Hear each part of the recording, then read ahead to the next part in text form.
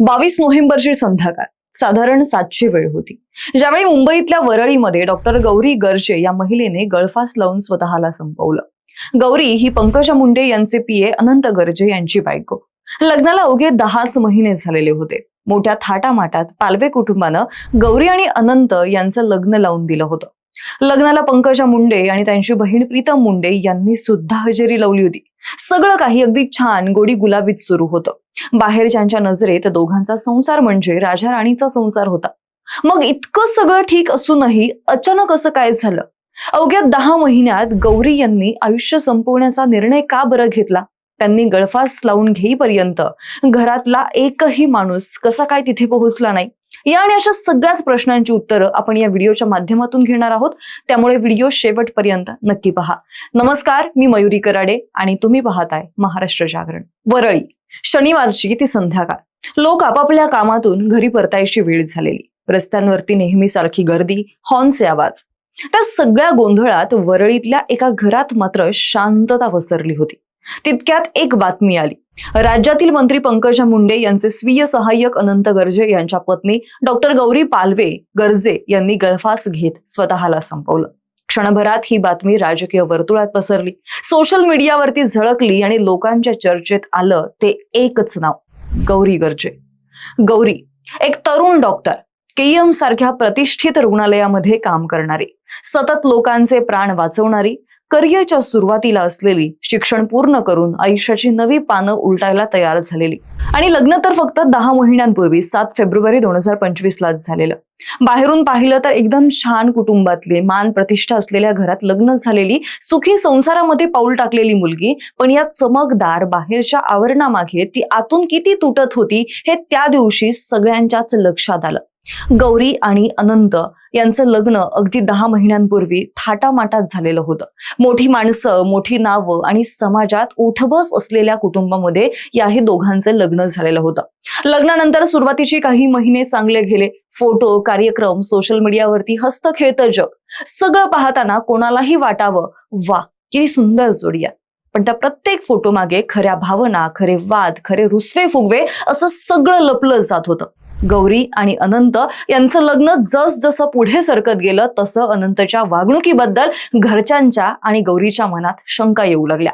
नंतर ही शंका थेट आरोपात बदलली. अनंतचे विवाहबाह्य संबंध, त्यावरून त्या दोघांच्या मध्ये सातत्याने होणारे वाद.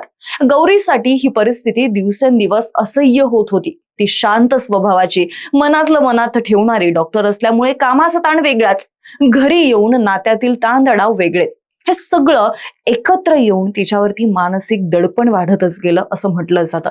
मिळालेल्या माहितीनुसार परिस्थिती एवढी वाढली की गौरीला आपल्या सासरच्या लोकांकडून सुद्धा सातत्याने त्रास दिला जात असल्याची माहिती त्याच्या कुटुंबियांनी दिलेली आहे.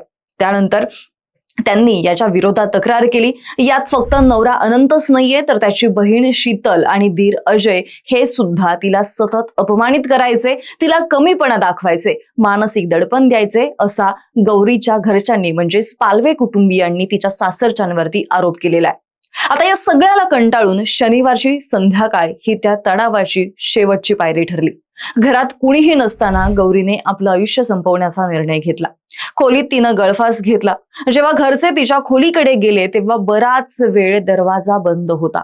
आवाज दिल्यानंतर आतून गौरी कुठलाही प्रतिसाद देत नव्हती. दरवाजा उघडला तेव्हा दिसलेलं दृश्य कोणाच्याही हृदयाला पेलवणारं नव्हतं. ती बेशुद्ध अवस्थेत होती.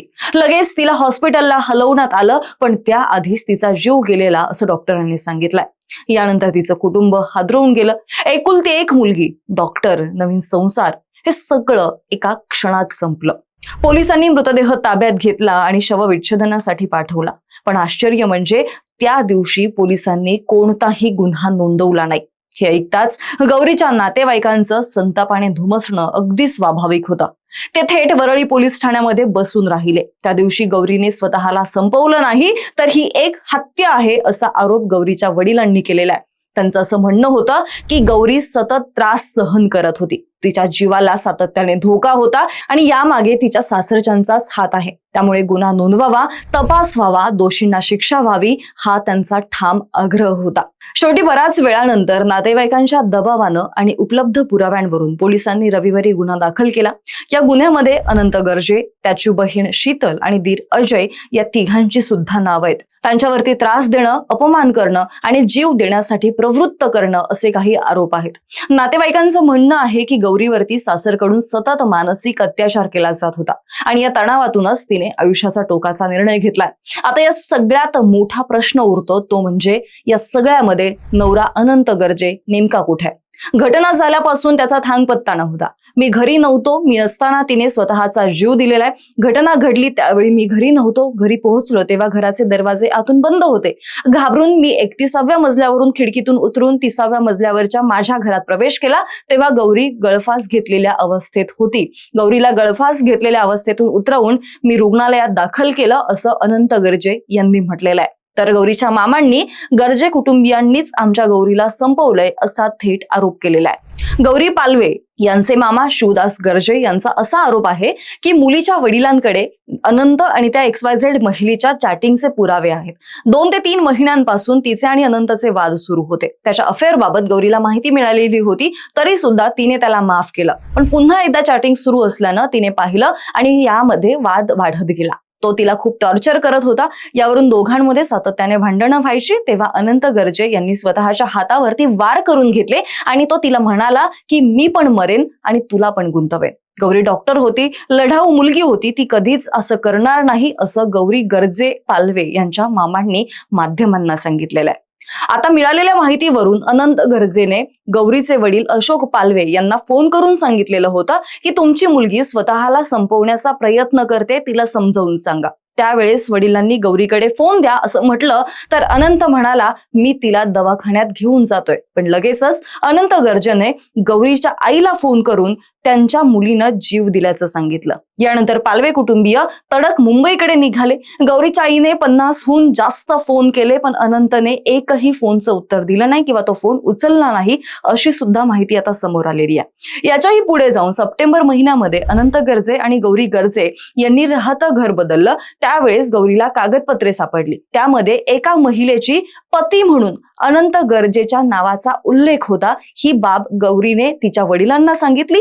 पण तुझे आई वडील जर मला जाब विचारायला आले तर मी चिठ्ठी लिहून जीव देईल आणि त्या चिठ्ठीमध्ये तुझ्या नावाचा उल्लेख करेल अशी धमकी सुद्धा अनंत गर्जेनं गौरी पालवेला दिलेली होती अशी सुद्धा आता धक्कादायक माहिती या प्रकरणामध्ये समोर आलेली आहे.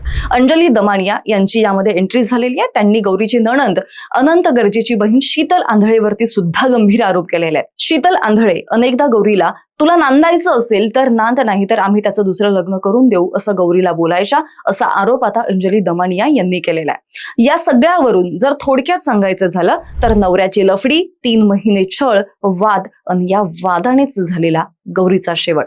पण हे असं किती दिवस चालणार हा सगळ्यात मोठा प्रश्न आहे. बाकी या सगळ्यावरती तुमचं काय मत आहे कमेंटमध्ये नक्की कळवा आणि आपल्या महाराष्ट्र जागरणला सबस्क्राईब करायला सुद्धा विसरू नका. धन्यवाद.